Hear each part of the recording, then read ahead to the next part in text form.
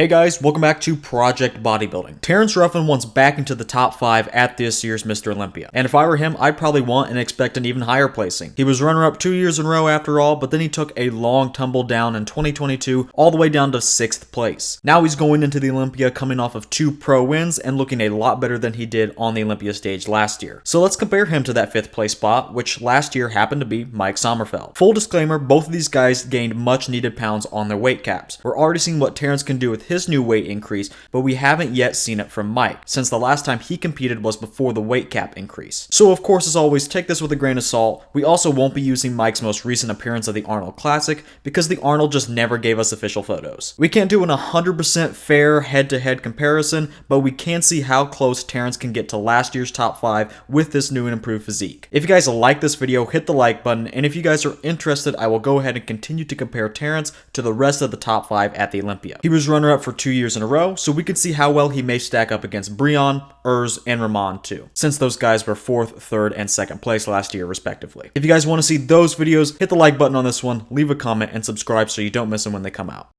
First pose, I think this is a very strong one for Terrence. Both guys' arms are kind of meh. Mike's are fuller, but with less peak. Terrence's are the opposite. I think with Terrence's being smaller as a whole, I prefer Mike's just slightly. Terrence fires back with a better lower body though. It's also kind of close because Mike has good quads too with good separation. Terrence, however, looks more detailed, has better adductors, and better sweeps. What wins Terrence the shot though is the execution. Terrence's posing in the shot can't get any better. The way he flares his lats out like a huge fan and pops his quad out to make his waist just absolutely disappear is textbook front double execution. Mike's presentation is a little wonky. I hate his wide foot stance. He should really do just about anything else and it would be better than what he's doing here. Mike may have a slight advantage in the arms, but his presentation has nothing on Terrence's, and Terrence's arms aren't that bad between these two guys. In the grand scheme of things, maybe, but he's not that far behind Mike. Terrence looks like an absolute statue, and that's super important in Classic, especially in this front double shot. So for the front double, a shot that rewards the most aesthetic individual usually, I gotta go with the posing phenom that is Terrence Ruffin. The side chest usually suits the more muscular individuals the best. And as we will come to find out in the rest of this comparison, that is Mike all day. Mike is bigger structurally and has more muscle on that frame, and that equals some great thickness and ruggedness from several angles. You can tell that Mike is a former 212 competitor. The way he carries mass is just different. He doesn't have the absolute best lines. Sure, structurally he's wide as hell and that helps him out a lot, but more importantly, genetically, he's just able to carry more mass on his frame. He's about 5'6", maybe 5'7", based on what I could find, which means at most he weighed in before this Olympia at 185. But his 185 is just different. It could have to do with less bone density or other things like that. It's just genetic, like I said. But the thing is, this is a big 185, and he just got 7 more pounds to play with, assuming he is 5'7". This may seem like a bit of a tangent, but I wanted to discuss Mike's ability to carry muscle up front, because we'll be seeing it come up a lot, just about every pose from here on out. And honestly, this is probably the best example. Mike just outdoes Terrence here. Terrence's pecs are good. They're full, they're popping, but Mike is right there, and just being the bigger man makes his pecs bigger overall, so there's not a whole lot Terrence can do. I think I may like Terrence's arm more, but that's just because of the separation. I like his prominent rear delt and how we can see the tricep from this angle, even though he has his arm curled. Great execution from Terrence as always. Mike is just bigger, and that's the case for the arm as well. Maybe not better, but being bigger accounts for a lot. It also accounts for being thicker from the side, shoulder to shoulder I mean. It's not hard when you're the bigger human, and Mike is just wide as hell, so the thickness from the side is another win for Mike. And finally, going downstairs, I am actually hella impressed with Mike. He easily wins the side leg. Get used to me saying this, but again, he's bigger in every area. The hamstring hangs more, and the quads and glutes are bigger too. What really impresses me on Mike is the conditioning. He has so many glute striations, and we're not even looking at them from the rear, but he's still showcasing striations halfway down his leg. It's really no contest in this area. So Mike's got the pecs, more thickness from the side, and a better side leg. All of that puts the shot firmly in his column.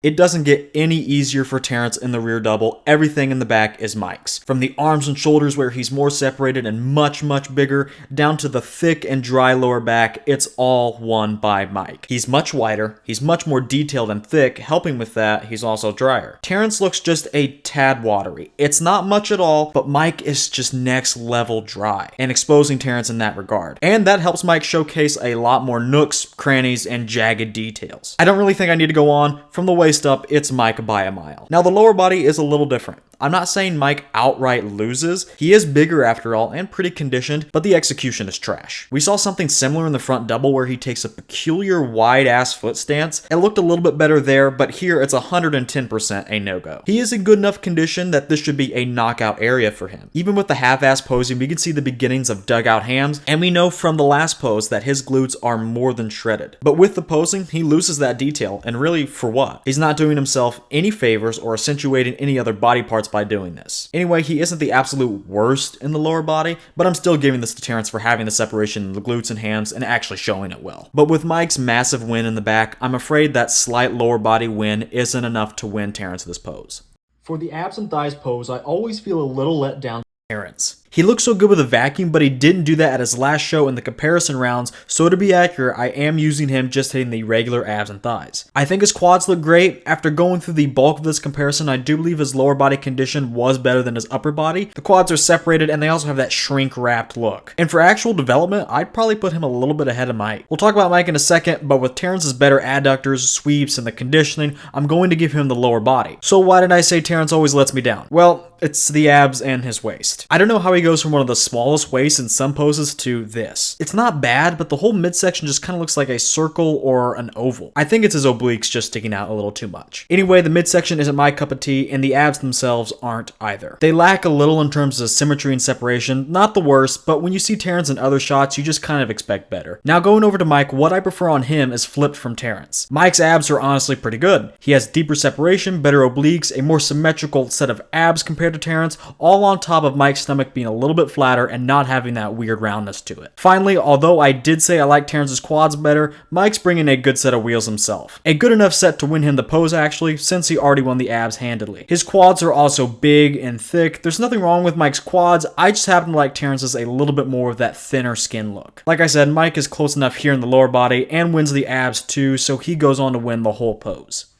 You guys know how I feel about this last one. Why the fuck is there a mandatory called the favorite classic pose? I hate this, it just adds more subjectivity to the most subjective division already, so I'm not going to lie, I'm just going to tell you which one I like the most, because really, that's all I can do. At this point, this pose hardly even matters, pick your favorite, see if I care. If you guys know how I feel about this mandatory, you probably also know how I feel about Terrence Ruffin's go-to classic pose. This is what he hits in comparison. I didn't just pick this shot randomly. Ever since the 2022 Arnold, maybe even earlier, this has been the pose he uses in the comparison round for this mandatory, which is just another mandatory from another division. It's not that he looks bad, he looks quite good actually, but we know he could have been so much better. He executes it well, but honestly he could have picked a better pose. He's the best poser in the world, he has dozens of poses he could have picked from, and I hope he does change this up going forward. I can't shit on him too much though because of this, because if you look to the right, we have another mandatory. Mike is doing the front lat spread as his favorite classic pose. I do think Mike doing a mandatory, this mandatory specifically, makes more sense than Terrence doing his though. Mike's front lat spread is insane. Look how wide he is. It's incredible. It just draws my eyes. This pose is actually what made me aware of Mike Sommerfeld in the first place. I was scrolling on Instagram one day and I saw a comparison pic of C-Bum and Mike both hitting this pose,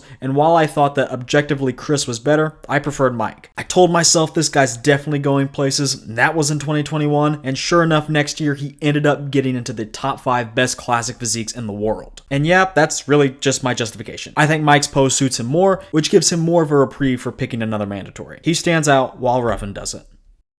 Mike won all but one pose. This is actually not what you guys had anticipated in the poll I put out before the video. Almost 80% of participants have Terrence placing ahead of Mike going into the Olympia. I don't see it. Really, I think Terrence's entire charade is kind of falling apart. Ruffin has good qualities. He's the best poser in the world. I have no problem saying that. He's very classic, and he's also pretty complete, so he brings some good bodybuilding elements with the aforementioned classic elements. Terrence's biggest flaw is size, both in height and in terms of muscle. Take this comparison for example. Terrence looks good, but what happens when someone like Mike, who blows Terrence out of the water in terms of muscularity, steps up to the plate? Mike isn't even the most classic guy. I think he has great classic elements, like he's very wide up top through the shoulders and has a very small waist, but he was bigger than Terrence. That's why I had him winning just about every pose. It's as simple as that. It's hard to use the completeness argument for Terrence when Mike dwarfed him in so many areas, not to mention I think Mike's conditioning was better. So bigger and more conditioned? Sorry guys, I just don't see this one for Terrence at all. In fact, I think Terrence may have some trouble going going forward. Like I said, Mike wasn't the most classic, but he brought too much muscularity and conditioning. Now think of this, there are guys more classic and more muscular than Terrence now. It's the nature of the beast, classic just keeps growing and getting more competitive. Let's say that you were arguing for just rewarding the most classic guy and you use that logic to have Terrence winning this comparison somehow. How long can you use that logic? Can you use it against Breon? You certainly can't use it against Urs and Rahman. I'm not making my full predictions here, but this may be close to Terrence's ceiling. However, if you guys still want me to make those comparisons between Ruffin and Breon, Urs, and Rahman, let me know in the comments. And with that, I'm going to go ahead and end the video here. Don't forget to like this video if you guys like the video, obviously. And mark your calendars too, because Olympia weekend is just around the corner and I will be doing Olympia watch party live streams here on the channel. I'll be streaming throughout the day, both on Friday and Saturday, so I can get all the divisions. I hope to see you guys there. Of course, the best way to know when I'm going live and the best way to stay up to date on future bodybuilding comparisons and my other videos is to subscribe to the channel and turn on notifications. That's all I have for you guys today. Thank you so much for watching, and I'll see you guys in the next video.